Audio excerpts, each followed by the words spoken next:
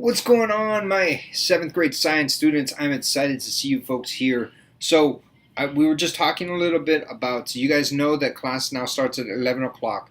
And technically, my class starts at 11:15. That's when the schedule tells me to go, so I might have to schedule mine a little bit back. Um, I sent out an email. I sent out 2 emails, I believe, and then I also changed all of the classes in the schedule on the course page, everywhere. I pretty much changed all of this stuff all over the place. We cool with that? All right. Let's see. I also said that today might be a pretty quick class because we're going to. I have a meeting that I have to drive to, and I think I have to be there by 12. So it's going to be a thing. Hey, here's my question: there's a lot of homework. Would you guys agree?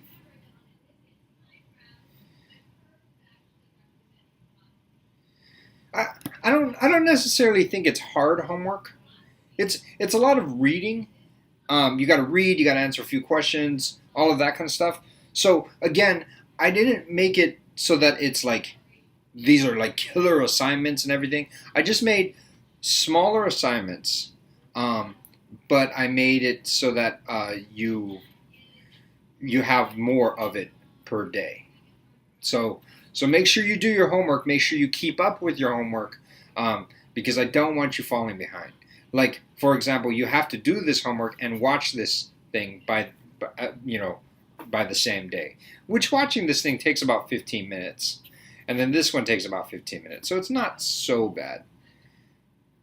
Okay, yeah, and you'd rather do this than the big assignments. I agree. I think that it's more organized. It's better.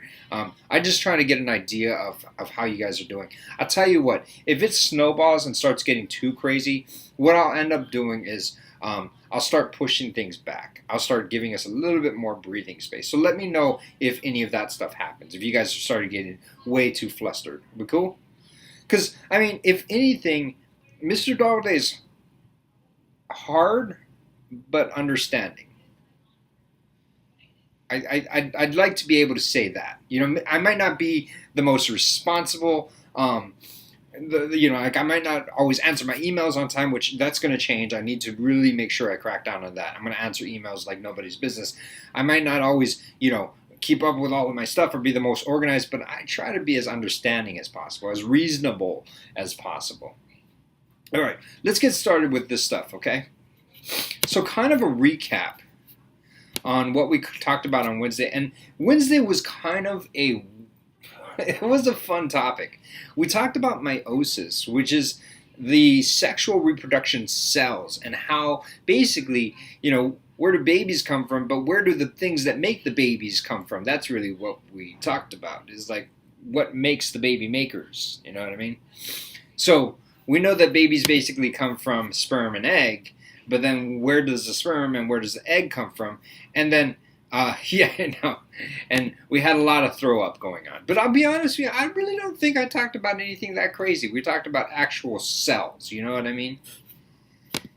Like the actual chromosomes. So just to kind of recap, the human has 46 chromosomes, but when you make a homologous pair of actual sexual reproduction organs, we're talking about 23, because the gamete, which is the sexual reproduction cell, only has half of the number of chromosomes as is needed. And then when those two come together, that makes the full 46. And we're talking specifically about human beings, so that's why I'm saying 46. Are we cool? I'll get closer to my computer screen. I don't know how to make it any better. I know that they're having a big class outside and they might all be using the internet. So I might be sharing the internet with everybody else, and that might be what's killing my bandwidth. But I'll do the best I can. Today's topic is actually pretty easy and pretty straightforward. Anyway, all right. What happens is to make these sexual gamete cells or sexual reproduction cells, it goes through a process that's called mitosis, which is similar to what we learned back in quarter 2 when we talked about meiosis, where we were talking about the cell basically cloning itself. That was meiosis. It was basically taking one cell and then splitting that up to make exactly two cells that were exactly the same copy as the first cell. Now with and so we talked about meiosis and we're good there. But the process of meiosis is a little bit different from mitosis. First of all, the meiosis actually goes through the prophase, metaphase, anaphase, and telophase twice. Does that make sense? Yeah. Then they get angry and they have clone wars. Yeah. That would be the mitosis. That is how our body makes more cells when we get a cut and bleed and we're losing blood cells. So our body says, hey, we need more blood cells. So our body goes through a duplicating process for the cells, and that gives us more blood cells. And so that's how, basically most of our cells are duplicated. But there is a very, very small group of cells that are specifically used for sexual reproduction, and that goes through a process called meiosis without the T. And that is just like mitosis. Well, it's not just like mitosis. It's kind of like mitosis. It kind of does mitosis twice, and there's also some funky things that happen. And really the funkiness happens the first time it goes through its cycle. The second time it goes through its cycle, it actually is exactly what happens in mitosis. You are just taking these two cells and duplicating them. That's what happens. But the first time, you have this thing where it's really the key difference is this crossover thing. You remember me talking about this, where these DNA X's, they kind of overlap on each other, and then they trade pieces. Like this blue one gets the purple, or this purple one gets the blue piece right there. But then this, thanks for throwing up. But I mean, besides all of the throw up, we're moving all of that aside. Are we cool with this? Don't worry. This is not what I'm talking about today. I'm just kind of recapping and saying, hey, I really, really want you to I really, really want you to understand the difference between mitosis and meiosis. Please go and read up on that and make sure that you're cool with that. And I'll be honest with you, when I read the chapter on meiosis, I thought, man, this is kind of confusing. But I think that when I'm reading it again and again and again, it makes a lot more sense to me. So maybe the first time you read this, it might be pretty crazy. But then the second time you read it and the third time, oh, okay, I see what's going on. Especially if you read it and then you listen to my lecture so that I can kind of give you like, here's the gist of what's going on. And then you reread it and say, oh, I get it. So basically you can cut through all of the minutia. And here's what I want you to know, Titus. I want you to know PMAT, P-M-A-T, twice. Okay? I want you to know the phases by knowing, okay, there's a prophase, there's a metaphase, anaphase, and telophase. That's what the PMAT, P-M-A-T, stands for: prophase, metaphase, anaphase, and there's actually a telophase that's supposed to go on here. And then it happens again: prophase, metaphase, anaphase, and telophase. That's it. Right, and so I want you to memorize the, what are they called? The mnemonic device to help you remember this. All right, so today we're going to talk about asexual reproduction, and we're going to finish off our chapter on sexual reproduction. Asexual reproduction is pretty cool because what it's talking about is one parent organism organism produces offspring without meiosis and fertilization. So basically, you only need one piece of the species. Okay? Like a starfish. Very good. Exactly, like a starfish. Now, what's interesting about the starfish is the starfish can actually do both. It can do asexual reproduction and it can do sexual reproduction. I think that's really interesting. Well, no, I don't think that's. It's not really call regards to throw up because it's basically, I mean, this we're talking about one thing and it's just dividing itself up into two things. So the first type of asexual reproduction, there's a few different types. All right, one is called fission. Now, fission is a cell division in prokaryotes that forms two genetically identical cells. Now, this mainly happens in bacteria. For example, this picture right here is a picture of an E. coli bacteria that is going through fission. It basically divides itself every 20 minutes. So it kind of basically makes a new friend every 20 minutes. That's pretty cool, except for the fact that E. coli is a deadly, deadly, deadly disease, and that's not very good for anyone.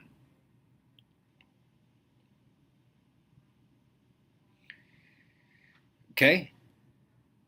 So, what the word fission actually means is it means to cleave. Now, if you think about like when I think of cleave, I think of an. I guess it's because maybe I'm Chinese. I think of an old Chinese cleaver that my grandma used to have, and that thing was sharp, and she used to cut all kinds of stuff. Like she used to just straight up cut through the bone of like big, pieces of like ribeye with the bone and inside. And she was just boom and kill, like cut right through that thing. It was crazy. It's like she used that thing like a samurai sword.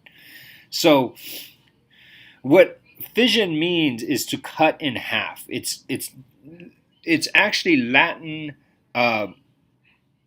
Latin base is the same base for the word of breaking up or to cleave.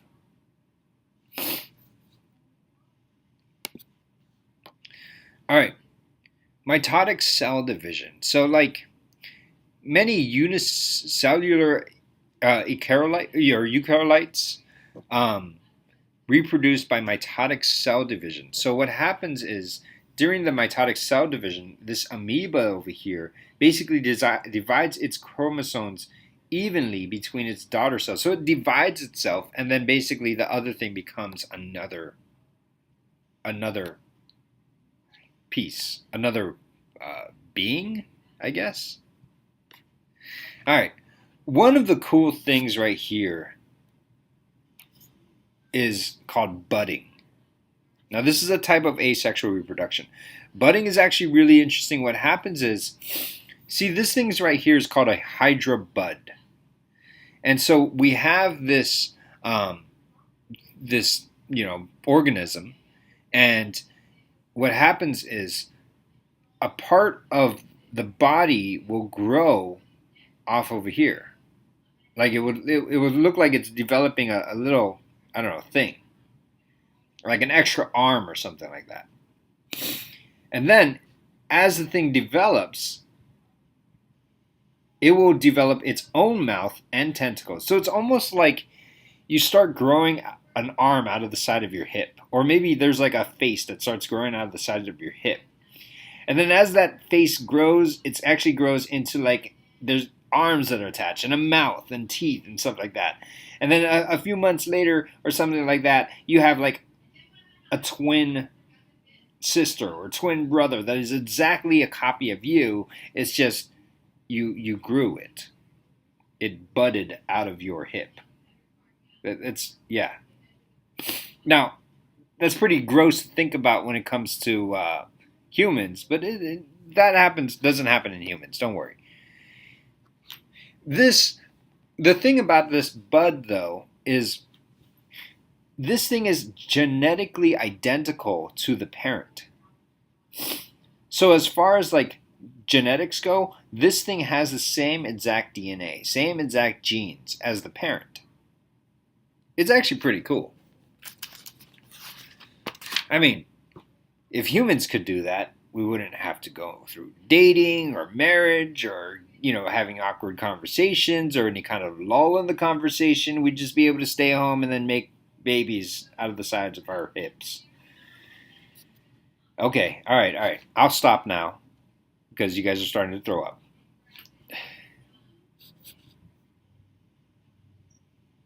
All right. Okay.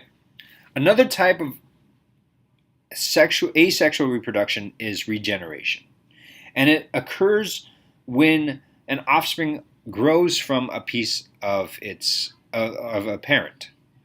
For example, I think that a lot of people in Hawaii think of this. Um, a lot of people in Hawaii think of like um, when the gecko, right? Like, you guys ever try to catch a gecko and the tail falls off, right? And then the tail grows itself back. Or no, no, no. I'm sorry. The gecko grows its tail back. That's what I should say, right? Right, and then the tail keeps on moving, so that what that's doing is it's trying to trick the bird, so that when the bird says, "Oh, hey, look, it's a worm," sweet, you know. Okay, but you guys are familiar with this concept, right? Especially in Hawaii, where we have lots of geckos. That is not animal regeneration. That is not asexual reproduction. I think a lot of people think that is, but it's not. It would be asexual reproduction if if the tail grew a gecko and the gecko grew a tail. You know what I mean?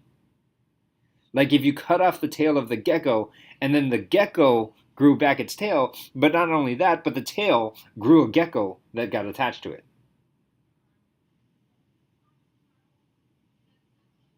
So that would be asexual reproduction.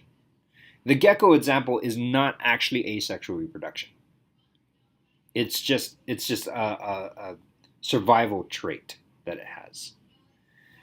Does that make sense?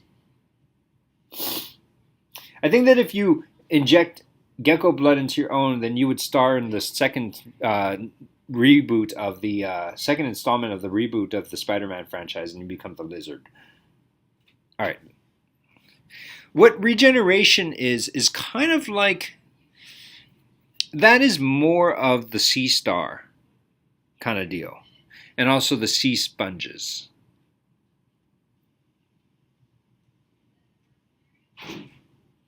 Okay, and there's certain sea cucumbers. All right, Julian, what was your question? Why? Because of regenerate. What are you talking about?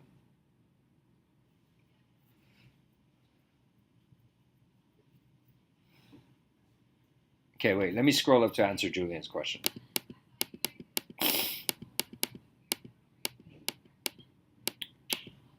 I don't see your question, Julian. Lizards, in a way, regenerate their tails, right? Yeah, yeah. Lizards and geckos, they can regenerate their tails, but what I'm saying is, um, that is not asexual reproduction.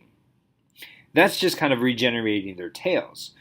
What if a lizard could cut off its tail and then the tail grew a lizard, then that would be asexual reproduction. But that's not what happens with lizards and geckos. I think that's one thing that a lot of people think. Oh, hey, you mean like a lizard? No, no, not like a lizard. The lizard grows its tail back, but the tail doesn't grow into a lizard. It just gets eaten by ants, as somebody pointed out. Yeah, if humans had that ability, we wouldn't need any prosthetics. But then again, every time we cut our fingers off, it would grow into a person, and that wouldn't really be. I mean, that would kind of. I guess that would be cool. Yeah, no, no, no. So you guys are thinking of like animals growing their parts back when it gets cut off, but that's not what we're talking about. We're talking about, what if like if you cut off your finger and then that finger grows into another human being. That's asexual reproduction. All right. Vegetative reproduction. And you see this a lot in weeds. In fact, my parents would always tell me, when you like pull out all the weeds, what would happen, what would you need to do is you need to like put it in the trash can or burn it or that kind of stuff. But don't just cut it up and then throw it all over the place. Because all that would do is it would do exactly what the sea star would do. They would basically just grow a whole lot more weeds. You would make things worse by pulling out all the weeds, cutting them up, and then throwing them all over the place. Even if you pulled it out at the roots. all you would do is basically reproduce the thing. Vegetative reproduction is asexual reproduction, which offspring grow from parts of a parent plant. Now, this doesn't need any kind of like fertilization or pollination from bees or anything. This is basically you cut off a leaf off a plant, you put it someplace else, and then that leaf grows into another plant. Some plants can do that.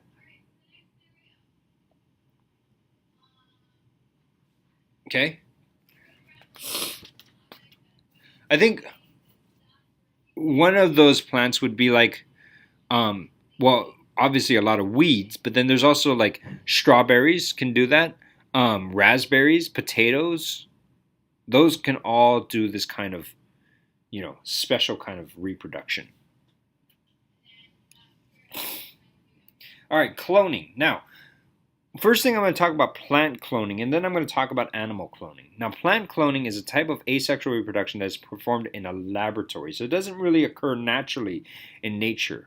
And what it does is it produces identical individuals from a cell or cluster of cells taken from that multicellular organism. So basically, you take a carrot, okay, and you take a cell out of that carrot, and then basically you grow it. Actually, we're going to be done in about maybe 6-7 minutes. Yeah, we're going to be done pretty quick. Like I said, today's going to be kind of a quick day. You take a cell from that plant and you grow it from, a single cell all the way until it gets, to a mature carrot again. And then what happens is you have now cloned that plant. We call these things cultures, and you take a culture of this thing, and then it basically grows into another plant. Now, why would you do that?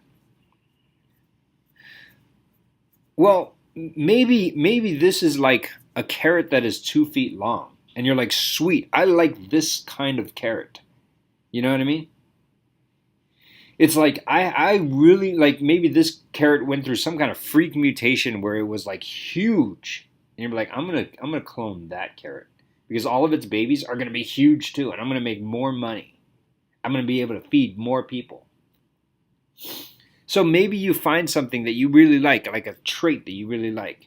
Oh wow, you got a new dog. There's a dog. I actually have a Basenji dog, and then the Basenji dogs, if you've ever heard of them. They're dogs that don't bark. They cannot bark. It's physically impossible for them to bark. And that happens because of, well, I guess I'm digressing. That happens because that breed has been selected after a while. But anyway, yeah, I guess I digress too much. We're going to be talking about that selective breeding later on. But this cloning process happens in the laboratory, and basically you're making more of something that you really like. Now, we have cloned an animal before, and there's a sheep named Dolly, and we've cloned this animal. We've made this animal an exact, from a single cell. We basically started off as we took a cell from the mother, and we take a unfertilized egg from. Or we took a cell from the father, and we took an unfertilized egg from the mother, and then we fused the cells. But what we did was we only put the new cell of we only put the the father's cell into the egg, and then we put that egg back inside of, or we grew a little bit of that egg.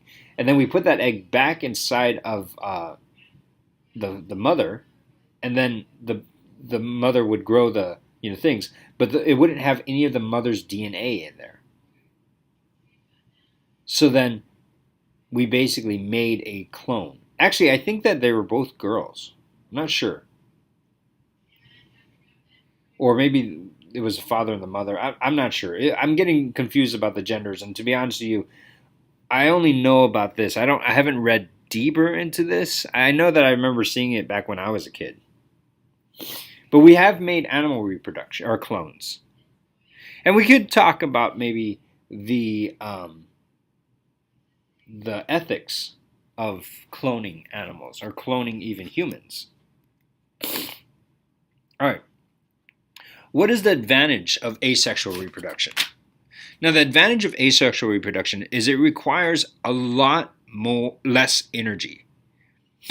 It takes time to search for a mate. It takes time to search for a mate. When searching for a mate, a lot of animals have to come out of hiding, and so they basically make themselves susceptible to predators.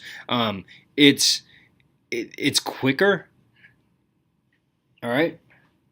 Like, for example, here's a crabgrass, and I showed you this before, and it will spread really quickly. In fact, it's in my lawn actually, but it will spread really quickly. Wait, okay. I will say it again. Arona, what are you talking about? Oh, okay, yeah. All right, boy, girl. The crabgrass will spread really quickly because of this asexual reproduction. It has this advantage. But let me ask you this. What are the disadvantages of asexual reproduction? What are the disadvantages? Why is it that most animals do sexual reproduction, not asexual reproduction?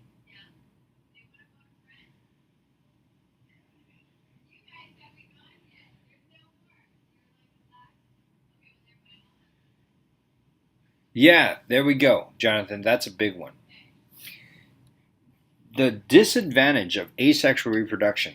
So all of the disadvantage of all of the different types of asexual reproduction that we talked about is all of the children have the exact same genetic uh, makeup as the parents.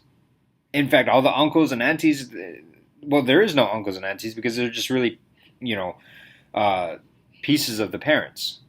So everything in this, whole community has all the exact same DNA, and that would make everything look like each other. The problem with that is, like if there is a disease that will kill off certain things, then that's going to be a problem because none of these guys are all different. They all have the same characteristics.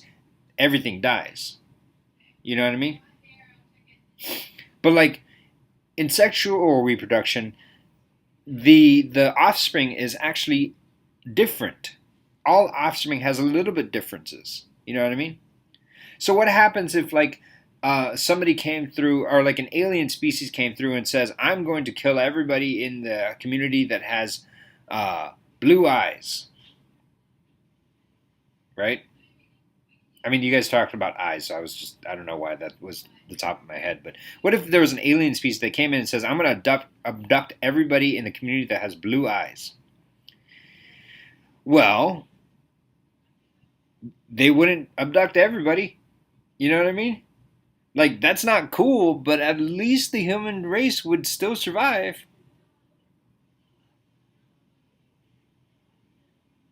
right? Like, it would be a real bummer to lose all the blue eyed people.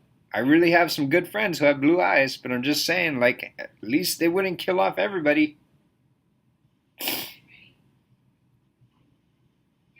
So, anyway, yeah, that was a horrible analogy. I apologize. That was you guys just started talking about like eye color, and I was thinking, well, what if something like like basically killed off everything that has this DNA trait or something like that, like everything that had this specific DNA was susceptible to some sort of disease or some kind of selective thing, or maybe there was like a predator that liked this particular thing. Well, everything in that community that has that particular DNA will die, but everything else will not die. And if you go through asexual reproduction, that's going to be a big problem because everything has the exact same genetics as each other. So therefore. All right, anyway, that's the end of class. I hope you enjoyed it. I have to go, but I'll talk to you later. See you on Wednesday. I sent out a lot of emails about the labs that are coming up. We don't have a lab this Wednesday. We have a lab next Wednesday, right? And we're only going to have three face-to-face labs this summer or this quarter. We were supposed to have 4, but the problem is the fourth one, like there was a week where they had testing, and then the next week you had to turn in your like math final. And I'm assuming you guys don't want to come in and do a lab while you're having like on February or March 9th. I didn't want you guys to have to come in and do a lab and turn in your math final exam on the same day. So I just said, you know what? I'm going to be nice and I'm going to cancel the whole lab. So that way you guys can concentrate on just the math final exam. So that's why we're only having 3 of those things as opposed to 4 labs, because I just didn't want to mess with your brains. And don't worry, I'm taking that 4th lab, which is actually a pretty cool one, which is like a DNA, CSI.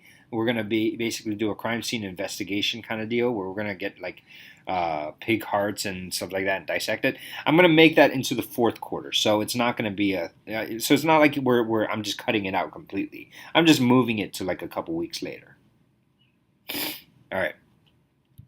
All right, cool. Make sure you keep up with your homework. Please keep up with your homework. I can't say that enough. Keep up with your homework. I am checking every day your grades and your attendance. Make sure you log into class every day and keep up with your homework. I've said it like 10 times already. All right.